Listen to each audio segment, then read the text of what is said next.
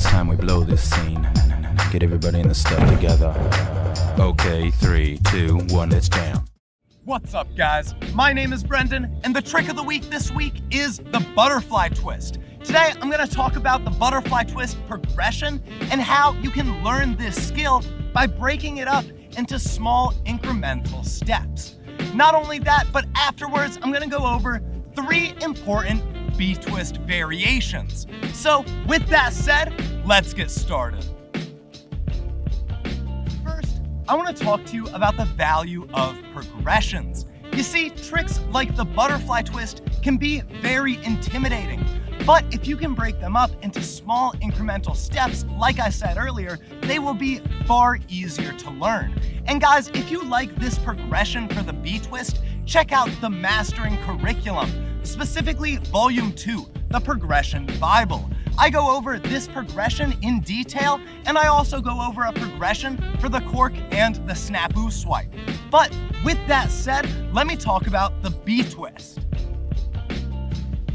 The first step in the progression to the butterfly twist is the butterfly kick. The butterfly kick is your set. That's how you're going to be jumping in the air and generating flipping momentum when you do the B-twist. If you don't know how to do a butterfly kick, check out last week's trick of the week. I go over the butterfly kick in extreme detail and show you how you can make it high, floaty, and strong, so that way you can progress quickly to the B-twist. So if you don't know how to do a butterfly kick, go back, learn it.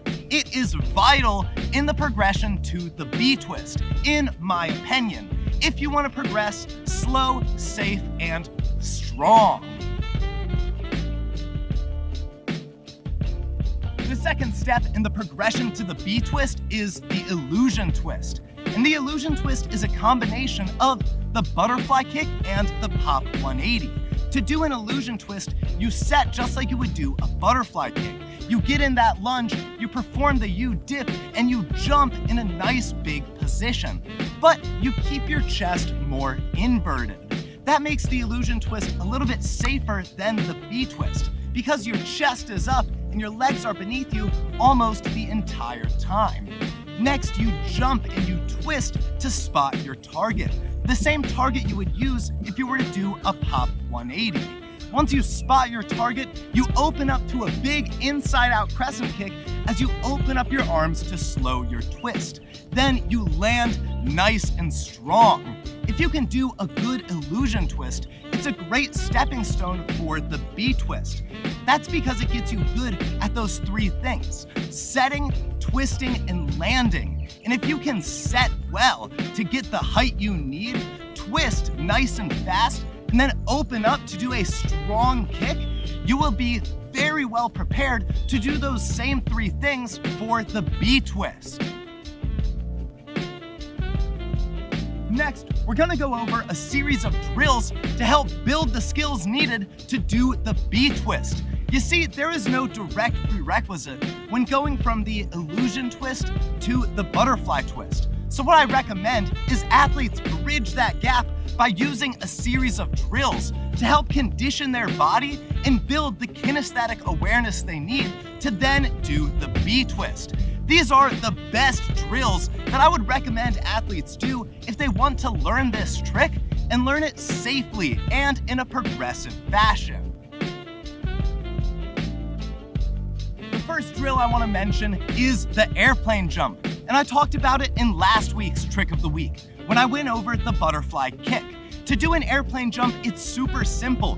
You get into a lunge, you dip your chest just like you would for a butterfly kick or a butterfly twist, and then you get your arms on the ground and perform a massive jump, pushing off that plant leg, kicking your back leg up, arching your back, and bringing your arms to your sides. If you can do a strong airplane jump and you can get a lot of height, that will translate directly over to your butterfly kick, your butterfly twist, and all the variations of those skills. Not only that, but the airplane jump is extremely good at conditioning your body to get height. So if you want a higher butterfly kick, just do a ton of airplane jumps. If you do 20, you will feel the burn and your butterfly variations will get more height. The second drill for learning the B-twist is an essential, and this drill is extremely important for making your progression safe. And this is the grounded twist. To do a grounded twist, it's extremely simple. You start in a lunge with your plant leg in front, you get your arms in front, and then you do a small jump, putting your weight on your back leg. Once you get off the ground, you pull your arms into twist, the same way you would twist for a butterfly twist. And then you land in the same position you started. You can do the grounded twist very vertically and then slowly make it more horizontal. This drill is extremely important for building your kinesthetic awareness. When we did the illusion twist, we helped you get used to twisting vertically. But to do a good B-twist, you need to be horizontal to the ground. That's why I strongly recommend the grounded twist. It helps you build the kinesthetic awareness you need to understand where you are in space when doing a horizontal twist. Not only that, but it also helps you control your twisting momentum and gets you used to the twist in the B-twist. This drill is extremely essential because it helps you land the B-twist. And if you want to progress to this trick safely, you need to train the landing before you train the trick. That's why this drill is so important. The third drill I want to show you is the break fall. And before you land the B-twist, I strongly recommend getting used to falling on the B-twist. If you can fall intentionally in a controlled, safe manner, that will make you far more confident when progressing to the B-twist and finally committing to the skill. To do a good break fall, you set just like you would do a butterfly twist. You move into that twisting position and then you open up your body to land.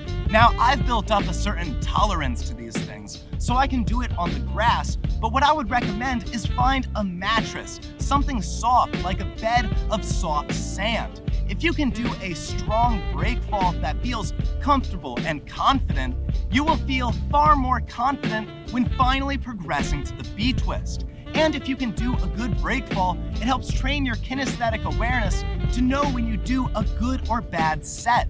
And that is vital to help you do the B-twist safely. So what I would strongly recommend is before you commit to the B-twist, fall intentionally by doing a ton of break falls. And make sure when you do the break fall, your impact is as light as possible. Don't set too high, twist a little bit slow, and get yourself ready to land. And if you can do a good break fall, you'll be ready to eat it if you mess up your B-twist. Finally, we're gonna put all that together to do the B-twist. To do the B-twist, the technique involves everything we've done so far. You perform that U-dip and you jump in that big arched position just like the butterfly kick. Then you move into your twisting position like the illusion twist or the grounded twist. Finally, you spot your landing and you open up to catch yourself, reaching out that plant leg just like we did for the grounded twist. Using the skills we've learned so far, you can progress to the B-twist if you take small incremental steps. Now, I went pretty quickly through this tutorial, but each of these tricks should be spent with time. You need to invest in your B-kick if you want it to be high and floaty. You need to do a ton of grounded twists if you want really good awareness when doing the B-twist. If you do these drills and these skills over and over again, you can progress safely and effectively to the butterfly twist. And if you learn all these skills, you build your awareness and you get stronger along the way. Next, I want to go over 3 important B-twist variations. You see, once you learn the B-twist and get it consistent, the progression isn't over. You can then add elements of different martial arts to make your B-twist a B-twist variation. Today, I'll be showing you 3. The B-twist round, the B-twist shuriken, and the B-twist double leg. Each of these variations I would recommend right after learning the B-twist, because each variation helps you build your kinesthetic awareness and helps you add different tricks to your tricking collection. Our first butterfly twist variation is the B-twist round. To do a butterfly twist round, you set just like you would do a B-twist. You perform that U-dip. You jump into that arched position, you move into your twisting position, and then you spot your target. Now, one thing that's different about the butterfly twist and the butterfly twist round is often when you're learning your B-twist, you want to spot your landing. If you want to perform a good kick with martial technique, you should be spotting your target. So you open up a little bit early by opening up those arms and kicking out that leg to perform a massive round kick. As you do this, you want to be moving your arms in opposition to highlight that kick and to make it more prominent. If you can do a strong B-twist round, you can build the kinesthetic awareness you need to do the B-twist without looking at the landing the entire time. Building your spotting by being able to look at a target is very beneficial for building your awareness and getting your B-twist better.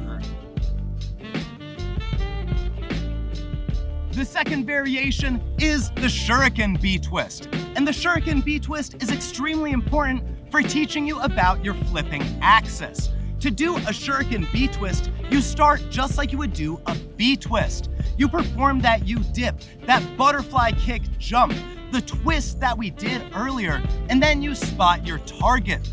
The same target you would hit if you were to do a B-twist round. And once you do, you open up your body to perform a massive inside-out crescent kick, pulling your arms apart and kicking your legs to strike that target. Then you follow through with that kick to land on the kicking leg. The B-twist shuriken is a lot like the illusion twist we did earlier.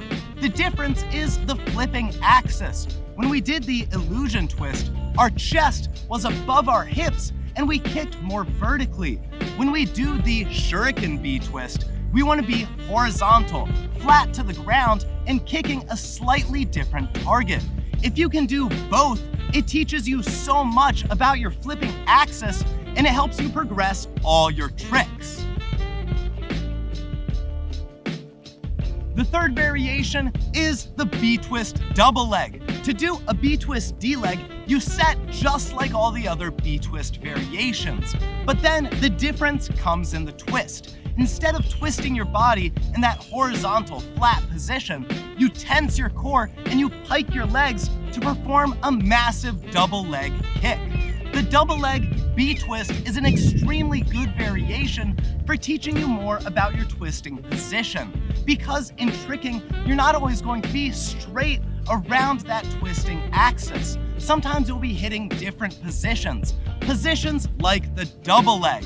And if you can do a strong B-twist double leg, that awareness that you learn will translate to all the other B-twist variations. You see, when you learn a new variation, you get a more detailed knowledge of the trick you're performing. And the more knowledge you have, the better you will be, the cleaner your technique will become, and the easier your tricks will be to perform. So learn all the B-twist variations you can, because these three I mentioned are not the end. There are so many more. Thank you so much for watching, and a massive thank you to all the patrons supporting Mastering Tricking. If you guys want to be part of the Mastering Tricking community, get direct access to me and a ton of other rewards, check out my Patreon. Not only that, but all the money you donate goes into me creating more educational tricking content. Videos just like this. But thank you again, please consider supporting, and have a lovely day.